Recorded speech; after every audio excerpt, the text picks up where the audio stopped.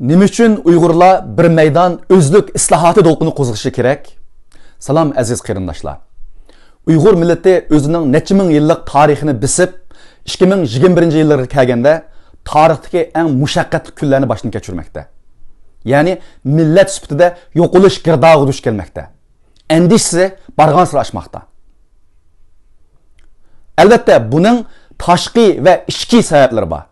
Ichki sabablardan biri o'zimizdagi tarixda ve hozirgi mavjud bo'layotgan masalalarni vaqtida hal qilmaganligimizdan iborat. Butun dunyo Uyg'ur deyotgan bugungi paytda Uyg'ur turib, Uyg'ur uchun harakat qilayotgan, uyg'ongan qarindoshlarimizning soni yanada intayin az. Uyg'onganlarimiz bo'lsa, ichki majroga g'arq bo'layotgan bir holat. Tashkilotlarimiz bo'lsa, soni intayin ko'p. Birlik kelgan, o'zaro e'tirof qilgan, hamkorlik kelgan bir mexanizm texe vujudga kelmagan. Ish unumi intayin to'van. Gerçi bir qism sağlam tashkilot va tirishchan vatanparvar xalqimizning tirishchanlik natijasida ba'zi yaxshi natijalar barliq kelgan bo'lsa-mu, ammo bugungi reallikimiz qilishilgan chaqda bu natijalar kutganimizdan xilila yiroq. Shaxs, oila, jamiyat nuqtasini olganda Uyg'ur jamiyatida boshqa diaspora jamiyatlarga qaraganda texmo murakkab, ko'p qatlamli, ig'ir masalalar bargan sari ko'paymoqda. Psixik jihatdan, sağlamlık jihatdan, turmush odati jihatdan, iqtisodiy jihatdan, ma'rif jihatdan, diniy e'tiqod jihatdan, ayollarning o'rni jihatdan, farzandlarning kelgusi jihatdan nurg'un xiristlarga oqima-oqi duch kelmoqdamiz. Jamiyat tekshirishga asoslangan chig'imizda yuqorqi sabablarga ko'ra nurg'un qarindoshlarimiz hozirgi realligimizning qaymoqish va kelgusiga qarta umidsizlanishdan iborat ifodalarni ko'rsatmoqda. Undaqda biz qanday qilishimiz kerak? Bugungi reallik rozi bo'lib yashamdik. Acizlik, kuchsizlik, tarqoqlik, ümidsizlik, tushkunlik, chechalang'ulik bular bizning turmush usulimizga aylanib qilish kerakmi?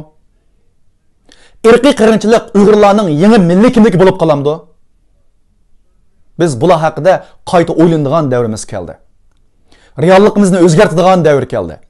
Taqdirimizga qaytadan baho beradigan, bor kuchimiz bilan yangilik yaratadigan, o'zimizni isloh qiladigan bir davr keldi. Uyg'ur millati o'zini qaytadan isloh qilish kerak.